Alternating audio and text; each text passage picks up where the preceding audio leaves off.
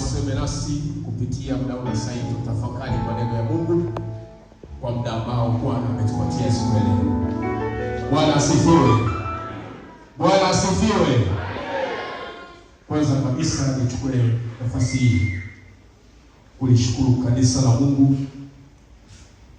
kwa kutembea kwa kipindi cha mwaka mzima tukiwa na afya njema, lakini tumepita katika mabonde yenye misukosuko, lakini Mungu ametuvusha siku ya leo, tumefika tena. Haleluya. Mchapie Bwana makofi.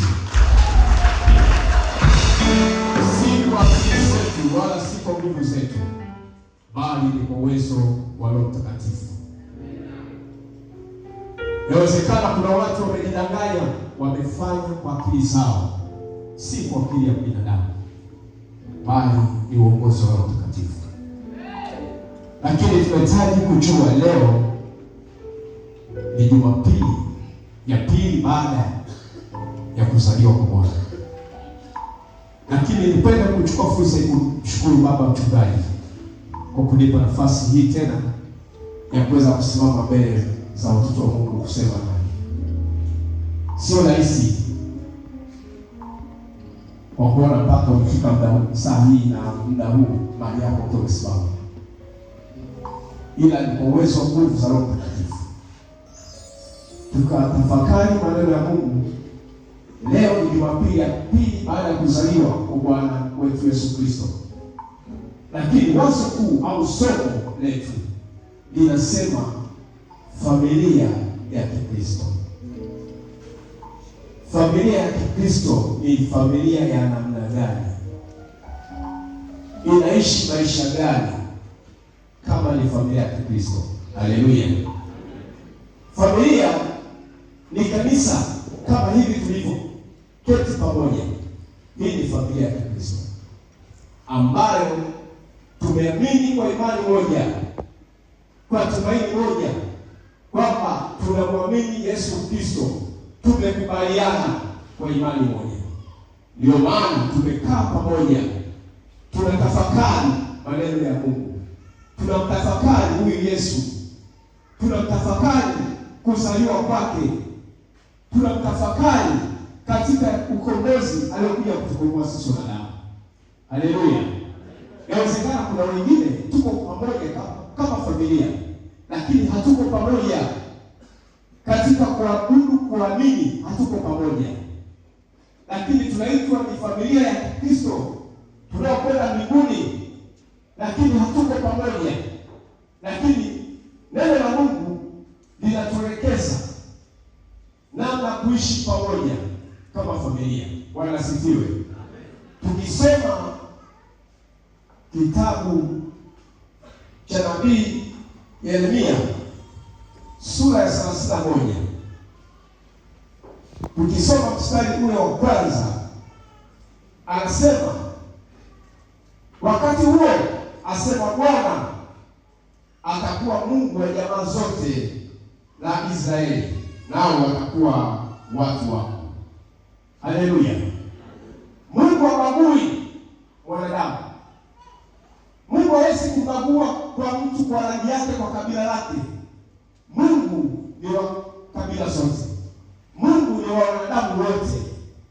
Lakini katika maisha yetu ni kizazi ambacho kilichoingia katika dhambi.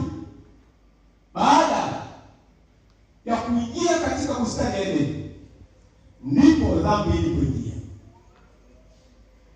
Nyoka akaja kumdanganya mwanadamu, akasahau maagizo aliyopewa na Mungu kwamba wewe nimekuweka katika bustani hii uweze kuishi, uituze. Lakini akaja akamdanganya mwanadamu.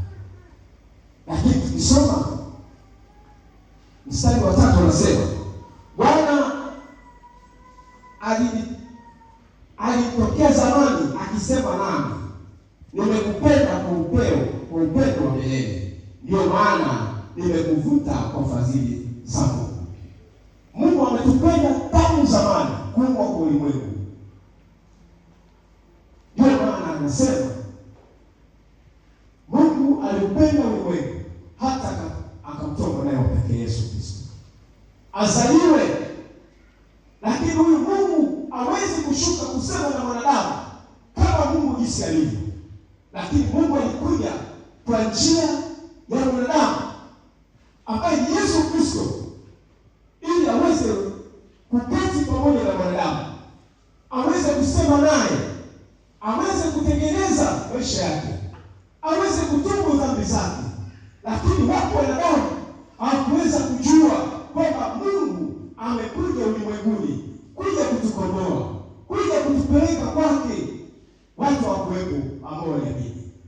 Bwana sifiwe. Ndio maana nimesema tuko pamoja kanisani kama familia, lakini kuna wengine hatuko pamoja katika tumaini moja. Tunaimba sana, tunacheza sana, tunasema kila jambo, tunapanga mipango mizuri ya kuendeleza kanisa, kazi ya Mungu, lakini kuna watu hatuko pamoja katika kujenga huo mwili wa Kristo. Haleluya. Watu wapo katika njia mbili. Wako kwa shetani, wanasema wako kwa Mungu. Wote wanasema tunakwenda mbinguni. Haleluya. Tukisoma Luka Mtakatifu, tusome Luka Mtakatifu, Luka Mtakatifu sura ile ya pili.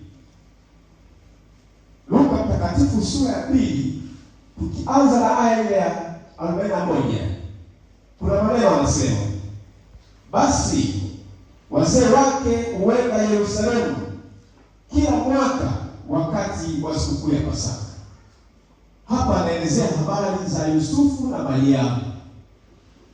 Ilikuwa ni desturi yao Wayahudi siku ya Pasaka kwenda Yerusalemu kusherehekea sikukuu, lakini akisema na alipopata umri wake miaka 12 walipanda kama walivyokuwa desturi ya sikukuu, na walipokwisha kutimiza siku, wakati wa kurudi kwao, yule mtoto Yesu alibaki nyuma huko Yerusalemu, na wazee wake walikuwa hawana habari. Bwana sifiwe. Yesu amefikisha miaka 12. Alipokuwa mdogo amekuwa kwa kimo mpaka kufikia miaka 12. Amekwisha kujitambua kutoka kuwa mchanga mpaka kuwa mtu mzima. Akaanza kujua watu wanaishije, lakini alikuwa amepewa neema ya kipekee kusema na watu. Akasema walipofika wakiwa njiani, Yesu alirudi nyuma, wale wazee wakaendelea. Lakini ukisoma habari hii, anasema waliendelea mbele wakati wa safari yao, lakini walipogundua hawako pamoja na Yesu, amekata mnyororo, amekwenda hekaluni, ndipo wazazi wake walipomtafuta mwendo wa siku zima. Lakini walikwenda wakakuta yuko katika hekalu, ameketi na watu ambao ni maprofesa, watu wenye elimu kubwa, wana sheria, akiwasikiliza. Ndipo Mariamu na Yusufu walipoingia katika hekalu wakakuta Yesu Kristo. Mpigie Bwana makofi. Yesu amekaa na watu wakubwa ambao wenye elimu, lakini kwa sababu hawakutambua wako na Yesu Kristo ambaye Mungu amekuja kwao, hawakuweza kujua. Ndipo Mariamu akamwambia mtoto wake, tumekutafuta kwa muda wote, siku 3 hatujakupata, ulikuwa wapi? Lakini Yesu alikuwa na majibu ya hekima, akamwambia mama yake, hamkujua ya kwamba imenipasa kuketi katika nyumba ya baba yangu? Haleluya. Kuna watu hawajui namna ya kuketi katika nyumba ya Mungu, hawajui namna ya kuja kwenye ibada, anatakiwa awe mtu wa namna gani. Watu tunaingia tunaketi, lakini hatujui wala kutambua nini maana ya ibada. Bwana asifiwe. Inawezekana katika maisha haya tunayotembea nayo, kuna watu wamerudi nyuma katika kumtumikia Mungu. Kuna watu wamerudi nyuma kwa sababu ya manung'uniko. Kuna watu wamerudi nyuma kwa sababu ya kukatishana tamaa katika kazi ya Mungu. Lakini Yesu anasema imenipasa kukaa katika nyumba ya baba yako. Je, wewe imekupasa kuketi katika nyumba ya baba yako? Au imekupasa kuketi katika shimo la unyang'anyi? Mungu anakuhitaji leo kuanza mwaka mpya kwa kuzaliwa Yesu Kristo ndani ya moyo wako. Tumesherehekea juzi kwa kuzaliwa, kwa kuadhimisha amezaliwa kweli kweli. Na imekupasa kukaa nyumbani mwa Bwana siku zote za maisha yako. Mungu anasema na wanadamu anatupenda kabila zote, jamaa zote, ni wa jamaa zote. Mungu ni wa wote, wote wenye mwili. Lakini je, katika kupendwa na Mungu uko katika safari moja katika familia ya Kristo?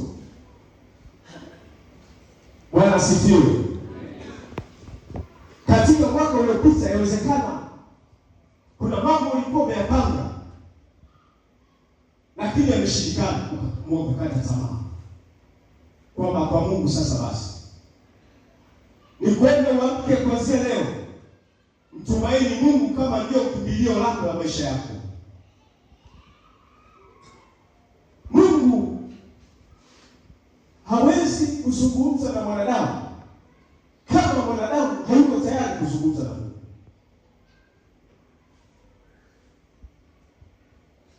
Kuna mambo ya kiroho, sote ni Wakristo, lakini ukiwaambia habari za rohoni, hakuna mtu ambaye anatambua habari za rohoni, ni wachache. Bwana asifiwe. Tukisoma Luka Mtakatifu sura ya 3 hiyo, tukianza na aya ya 4, anasema kama ilivyoandikwa katika chuo cha neno ya nabii Isaya, sauti ya mtu aliaye nyikani, itengenezeni njia ya Bwana, enyosheni mapito yake. Yohana yuko katika mto Yordani akipaza sauti kualika watu watengeneze maisha yao, kwa sababu yuko mtu mwenye nguvu kuliko yeye, Yesu Kristo anakuja, waweze kuwa tayari, nyoyo yao iwe safi. Yohana anawaambia habari hizo, akasema enyi uzao wa nyoka. Ukisoma mstari wa 7, basi aliwaambia makutano ya wale waliomwendea ili awabatize, akasema enyi uzao wa nyoka, ni nani aliyewaonya ninyi kuikimbia hasira itakayokuja? Basi tokeni, toeni matunda ya pasanayo na toba, wala msizae kusema mioyoni mwenu, tunaye baba ndiye Ibrahimu. Kwa maana nawaambia ya kwamba katika mawe haya Mungu aweza kumuinulia Ibrahimu watoto. Na sasa hivi shoka limekwisha kuwekwa penye mashina ya miti, basi kila mti usiozaa matunda mazuri hukatwa na kutupwa motoni. Mkutano akamuuliza, tufanye nini basi? Akawajibu akawaambia, mwenye kanzu 2 na ampe asiye na kanzu, na mwenye vyakula na afanye vivyo hivyo. Watoza ushuru nao wakaja kubatizwa. Wakamuuliza, mwalimu, tufanye nini basi sisi? Akamwambia, msitoze kitu zaidi kuliko mlivyoamriwa. Askari nao wakamuuliza kusema, sisi nasi tufanye nini? Akamwambia, msidhulumu mtu wala msimshtaki kwa uongo, tena msitoe mtoshewe na mishahara yenu. Haleluya. Huyu ni Yohana anatoa habari za Yesu Kristo kwa makundi tofauti tofauti, akiwa anawaambia ni uzao wa nyoka, ambao nyoka yule aliyemdanganya Adamu pale bustanini na Hawa, huo ndio ulikuwa uzao wa nyoka.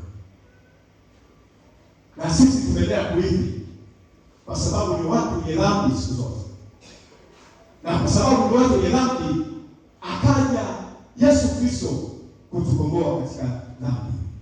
Lakini wapo watu bado hawajajua ukombozi uko namna gani, una nguvu kiasi gani katika maisha yetu. Ndio maana leo taifa la leo linapata shida, kwa sababu kuna watu hawajui wajibu wao wa kazi. Wanafanya vitu kinyume na utaratibu wa kimungu. Kama umepewa dhamana ya kusimamia jambo katika sekta mbalimbali, simama kwa uaminifu na kwa haki ili waweze kuhudumia watu wa Mungu. Hapa tunasema walikuja makundi tofauti. Kuna watoza ushuru walikwenda kumuuliza Yohana wafanye nini. Yohana akawapa majibu yao, akawaambia tozeni kile mlichoamriwa na wakuu wenu. Nasi tuko hapa, yawezekana kuna watu tunafanya biashara, lakini tunafanya biashara kwa dhuluma.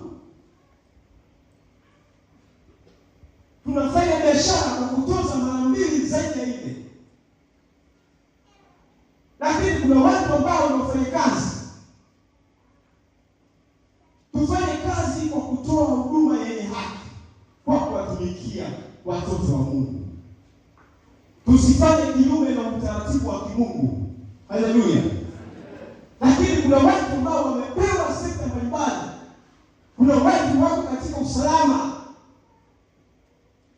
Yawezekana hata sisi wa Kristo tuko huko, tunawashtaki watu kwa uongo, tukidhania tuko katika haki, kumbe hatuko katika haki. Lakini neno moja katika yote ni upendo. Bwana asifiwe. Katika yote ni upendo. Amesema kama una kanzu mbili au tatu, mgawie asiyekuwa na kanzu. Yaani maana yake una nguo, una pesa, una chochote ambacho kipo kikubwa zaidi, mwenzio hana au jirani yako hana, mpatie. Hiyo ndio kazi ya Mungu. Hayo ndio maneno ya Mungu anayotaka. Kuna watu hapa wamelala njaa, lakini kuna watu wamekula wameshiba wamesasa. Hawakumbuki kwamba kuna watu wasiokuwa na nguvu. Tunahitaji kuwainua na wale wasiokuwa na nguvu. Bwana asifiwe. Kama tulivyosoma neno la Mungu katika somo letu la pili, kila mtu amwone mwenzie kuwa ni bora katika maisha yake tunayoishi. Na Mungu atusamehe sana pale tulipokwenda tofauti katika maisha tuliyopita. Yawezekana umezozana na jirani, yawezekana umezozana na ndugu yako. Naomba tukatengeneze, au familia au kwa mwelewano, tengenezeni ndio mtakutengeneza. Siko familia nyingi zimegawanyika kwa sababu hakuna maelewano. Kuna watu wameingia, wengine wanatembea na miungu ya giza. Kuna wengine wanatembea na miungu na Mungu wa kweli. Hawezi kupatana hata mara moja, kwa sababu hatuko pamoja katika safari au katika familia ya Kristo. Tutengeneze maisha yetu, tutengeneze kila tunachokifanya. Kazi zetu tuzifanye kwa uaminifu. Maisha yetu tunayoishi, tuyaishi maisha yenye uaminifu huko tunapoishi. Tuwe barua katika maisha haya. Tusomeke, tusiishi kwa mazoea katika kanisa la Mungu. Kama familia umebatizwa, umekuwa Mkristo na ukasema nitakuwa mwaminifu hata mwisho wa maisha yako ukapewa ishara ya msalaba kwamba wewe ni askari uaminifu, lakini uaskari wako uaminifu haupo. Tumekuwa ni watu wa kutenda dhambi, na hakuna kitu kibaya kinachoharibu familia au taifa kama kuweka kitu kinachoitwa uongo. Makanisa ya leo tunaharibikiwa kwa sababu ya maneno yasiyofaa. Tunapeleka habari mbaya badala ya kupeleka habari nzuri. Vikundi vyetu au kwaya zetu tunatakiwa tuwe na habari nzuri. Wakristo wote tulioko hapa tuwe na habari nzuri ya kulitetea kanisa la Mungu, ya kulitetea familia ya Kikristo. Wako watu ambao ni mbwa mwitu wako nje, wanaharibu, wanapotosha imani ya Wakristo. Lakini wapo Wakristo kwa sababu hawaelewi, wanafuata yale maneno ya wale watu ambao ni mbwa mwitu ambao wamewekwa kwa ajili ya kutafuna watu. Unaacha imani ya kweli, unafuata imani ambayo si ya kweli. Mungu hawezi kuhusika na wewe pamoja. Mungu hawezi kuhusika pamoja na wewe kwa sababu umeiacha njia iliyo ya kweli. Bwana asifiwe. Bwana asifiwe. Lakini mwisho wa yote, Mungu anataka nini katika maisha yetu? Mungu anataka tuzae matunda. Tuzae matunda yatokanayo na toba.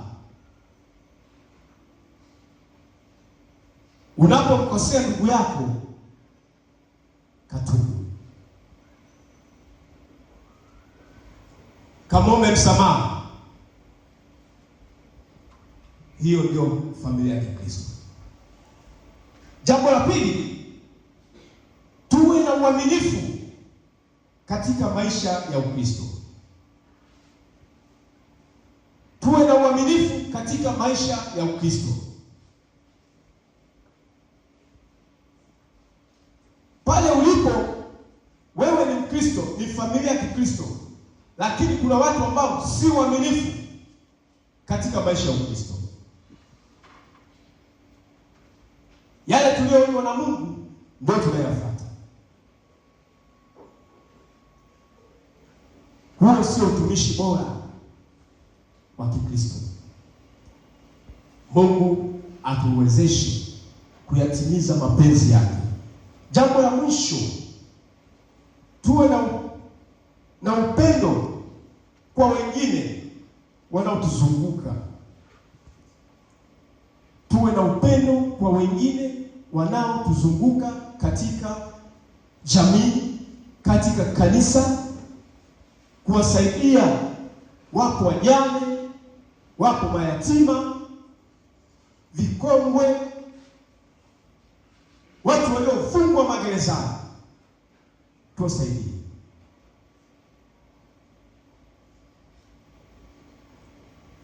Na wale waliokuwa na nguvu wawasaidie wasiokuwa na nguvu. Na Mungu aendelee kutupa hekima katika maisha tunayoendelea kuishi. Tuliongoze kanisa la Kristo lidumu kuwa imara na tuwe waaminifu kama neno linavyosema. Leo tunakwenda kuchagua viongozi ambao watalitumikia kanisa, watalitumikia familia ya Kikristo, ambao ni wazee wa kanisa. Wakati Musa anaongoza wana wa Israeli, alikuwa ni kiongozi pekee katika msafara. Alifanya mambo mengi. Watu walikwenda wakamnungunikia sana. Kuna watu walikwenda wakawa wana shida mbalimbali, hakupata muda wa kupumzika Musa,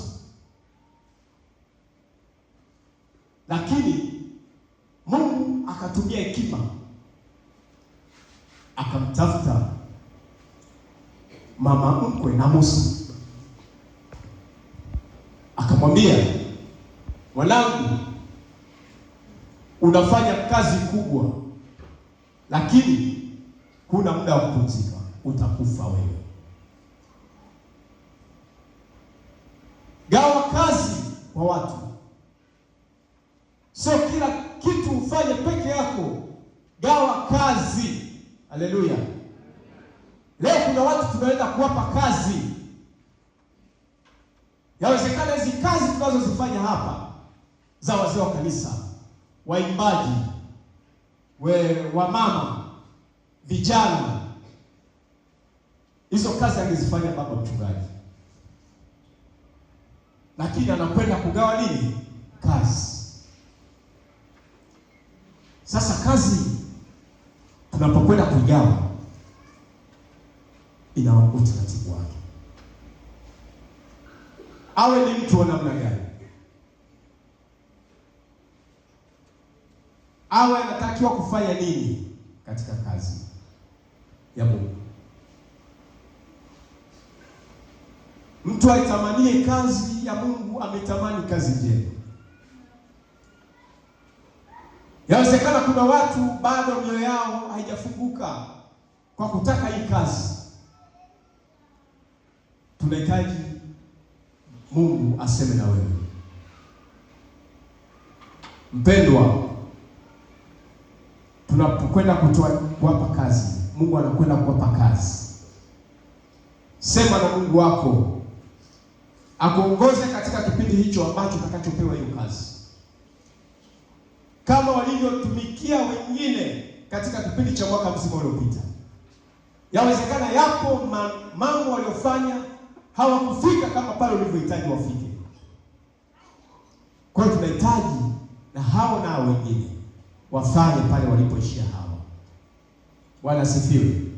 Ndio maana Musa akatoa zile kazi, akatoa wazee wa kanisa, wachungaji, wainjilisti, mitume, manabii, washauri mbalimbali, waandishi wa habari, kila sekta akaigawa, wakafanya kazi kama timu moja.